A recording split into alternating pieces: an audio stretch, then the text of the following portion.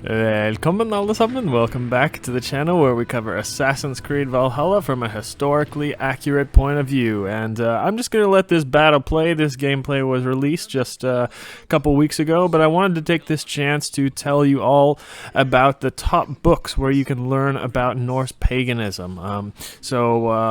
These are not debatable. I see a lot of people out there calling themselves Norse pagan, and they sound like they have not even read any book about it at all. Some of them sound like they haven't even read a book at all since middle school. And I'm just tired of people getting the gods wrong and Norse paganism wrong and just getting ideas about the Vikings wrong. And they all say, oh, well, paganism is just a personal journey for me, and I like to worship the gods in my own way that's in line with my spirituality. No. You can't do that. If you want to do that and get things completely wrong, find some other gods to worship. Find some other religion. You can't just go making things up, giving us knowledgeable pagans a bad name, and I don't want you misrepresenting our ancestors. So these are the 5 books that everyone needs to read if they want to call themselves a Norse pagan. And a lot of people already know these that are deep into it, but these are for the Assassin's Creed Valhalla fans that are looking to get more into learning about the Norse gods. So I'm just going to let this battle scene play and tell you about the books. Number 1, the Eddas. So the Prose Edda and the Poetic Edda are the 2 that you need. Now the Prose Edda, that one was written by a Christian more than 200 years after the Viking Age. So the reliability of that one is not great. But really the most reliable one is called the Poetic Edda, because we are pretty sure that most of these poems were originally composed in pagan times by pagans. Now, there are a lot of different translations for these, and most of them are bad, I'll be honest. Which one is the best translation? They kind of, 90% of them suck out there. Why? It's because none of them actually translate the gods and characters' names in the myths, and this is the most important part. All of the gods and deities, pretty much every character in the myths that you heard of, is just a symbol, a metaphor representing a different part of nature, the cosmos, or the soul and spirit, and other things like that. And when we actually start to translate the gods' names, we can start to realize this. So my favorite version of the Poetic Edda is by Maria Kvilhaug. This is just like you see here, that's my favorite translation, and she actually translates the gods' names, and I'll maybe put a link to that below if you want to go check it out. I'll probably put links to all of these below in the description, so you can go look at them if you want to. But anyway, Maria Kvilhaug is my favorite translation there. Number 2, a good old Norse dictionary. So there are a lot of these, but I can recommend a couple here that I'll put up on the screen. And in there they basically list every character and everything from the Old Norse myths, and it gives us a full breakdown of what their name actually means. I'm not saying that you have to learn the whole Old Norse language, because that will take many years, but you should have a book like this to refer back to, so you can look at the translations yourself and see how you want to interpret the gods and see what they represent. That's a few of them here. Number 3, the Sagas of the Icelanders. So you can also read a couple others like this, like History of the Danes, or Ynglinga Saga, or any full chronicle or saga, or something like this. So all of these in the sagas is a documentation of the Vikings in pagan times, and it actually gets really detailed, and you will get a really good idea of what happened in pagan times, their daily life, their opinions on certain things, their ethics, their honor, how they thought, and so much more details. Then when you read these, you realize that the Vikings were not very different from us at all.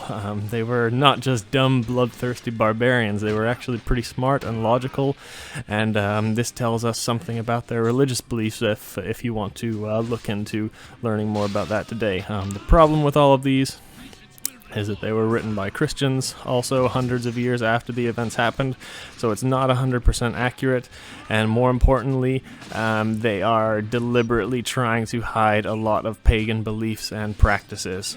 They go into detail about all other aspects of life, but whenever something religious or pagan or a practice comes up, the author kind of skips right over and is clearly trying to cover up something. But still, this is a great book to have. It teaches you a lot about the Vikings and the Viking Age. Number 4. Germania by Tacitus. This was written by a Roman, and his account of the Germanic tribes at a time where Rome was actually still pagan too, interestingly enough. So it's dated to about 100 CE. So overall, this is very trustworthy.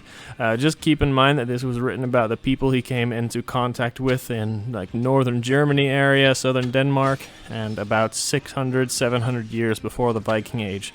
So of course, the religion that the Vikings practiced would not have been exactly the same as what we read about in Germania. The people would have changed a little bit over those 700 years, but it's closer to what our original religion would have been for all of the Germanic peoples. It goes back to a time where we would have had an identical language, culture, religious beliefs, so this is a very valuable work.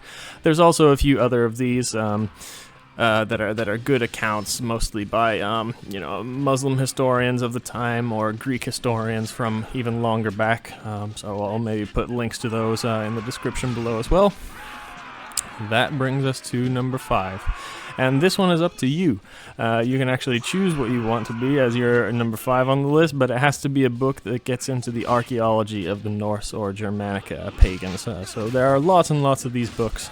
Anything by Hilda Ellis Davison is great.